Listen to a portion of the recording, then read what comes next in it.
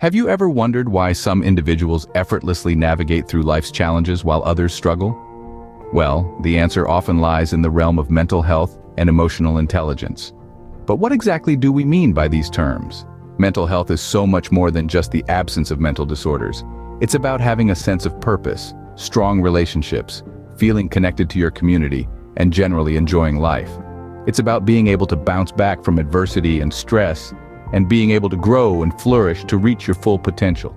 It's a fundamental part of our overall health, as integral as physical fitness, and yet often overlooked. Now let's talk about emotional intelligence. This is the ability to understand, use, and manage your own emotions in positive ways. It's about recognizing your emotions, understanding why you're feeling them, and knowing how your emotions can affect your thoughts and actions. But it doesn't stop there. Emotional intelligence also involves your perception of others.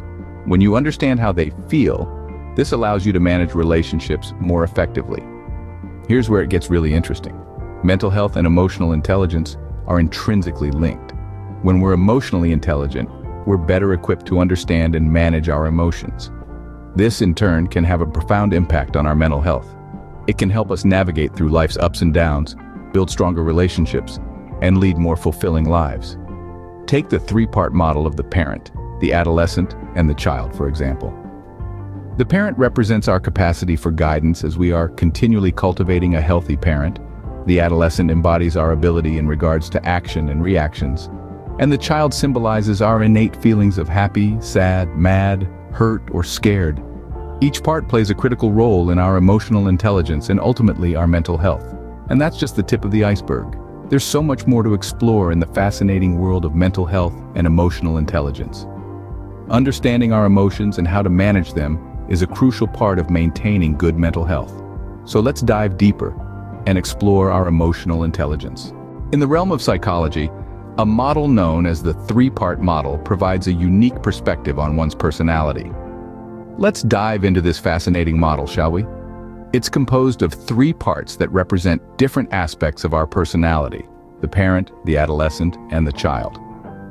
Each of these parts is not age-related, nor do they represent family relationships. Instead, they signify various dimensions of our psychological existence.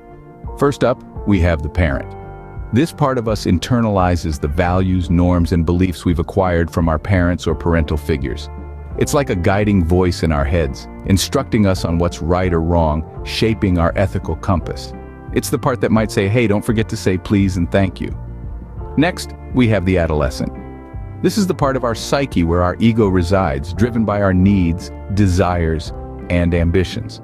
It's the part that strives for independence, that wants to make its mark in the world. Think of it as the voice that urges you to take charge, to react, to stand up for yourself, and to act out. And finally, we have the child. This is the part of us that carries our most primal emotions and instincts. It's the part that feels joy, fear, anger, or sadness in their purest forms. The child is often spontaneous, reacting to the world in a direct and genuine way. It's the voice in your head that might say, I'm scared, I need comfort, or I'm happy, let's celebrate. These three parts, the parent, the adolescent, and the child, are constantly interacting with each other, creating a dynamic interplay within our minds.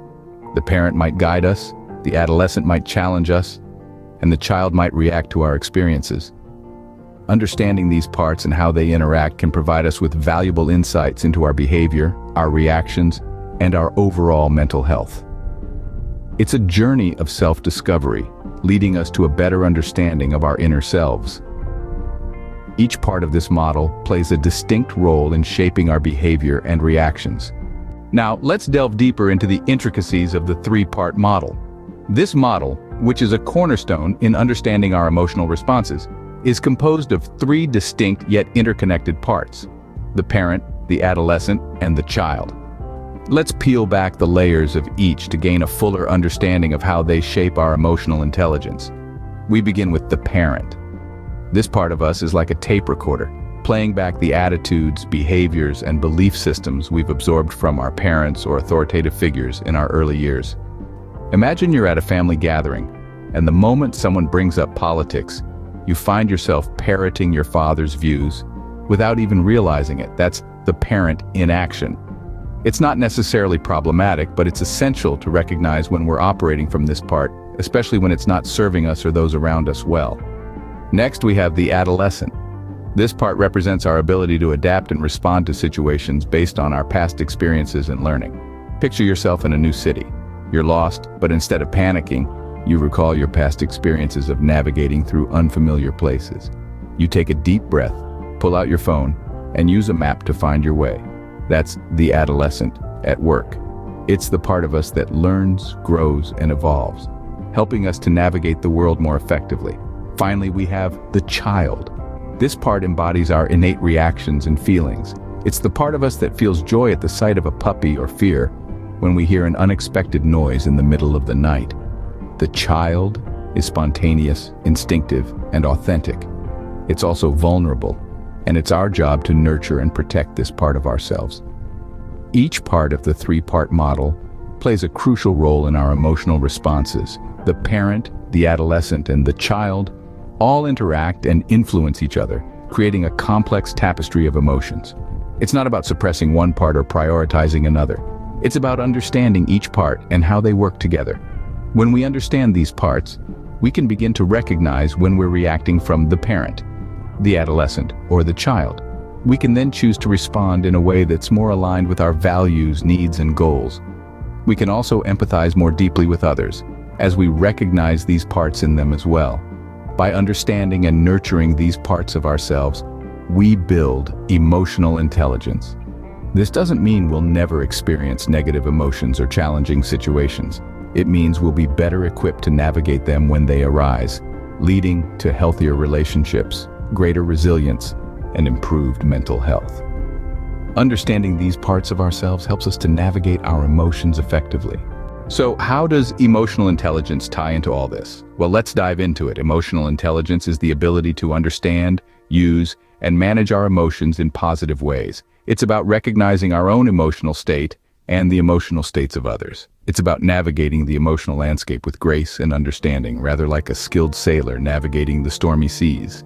Emotional intelligence is particularly important when we look at the three-part model of ourselves: the parent, the adolescent, and the child.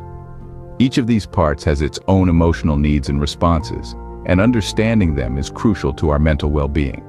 The parent in us seeks control, setting rules and boundaries. It's the part of us that functions based on logic and practicality. On the other hand, the adolescent is our emotional self, full of passion, creativity, and sometimes volatility. It's the part that craves freedom, exploration, and expression.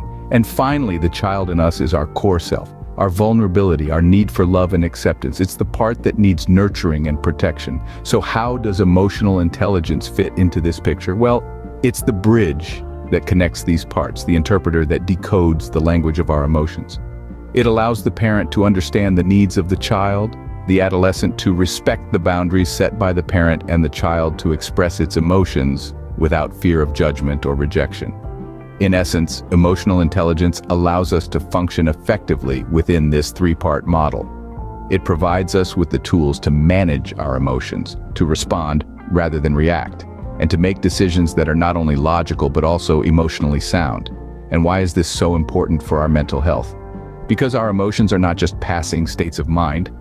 They're powerful signals about our needs and desires, and ignoring them can lead to stress, anxiety, and even depression. Emotional intelligence, therefore, is not just a nice-to-have skill. It's a crucial element of our mental well-being. Emotional intelligence, in essence, is the glue that holds our mental well-being together. Let's take a moment to reflect on what we've discussed. We've embarked on a journey through the landscapes of mental health, defining it not merely as the absence of mental disorders, but a state of well-being. We've delved into the concept of emotional intelligence, recognizing it as the ability to understand and manage our emotions, as well as those of others. We've also explored the three-part model, which consists of the parent, the adolescent, and the child. The parent represents the voice of authority and tradition. The adolescent symbolizes the voice of independence and rebellion, while the child embodies the voice of dependence and obedience. Understanding these distinct voices and how they interact within us is pivotal. It helps us navigate our emotions, relationships, and ultimately, our mental health. As we journey through life, understanding our mental health and enhancing our emotional intelligence can be our most powerful tools.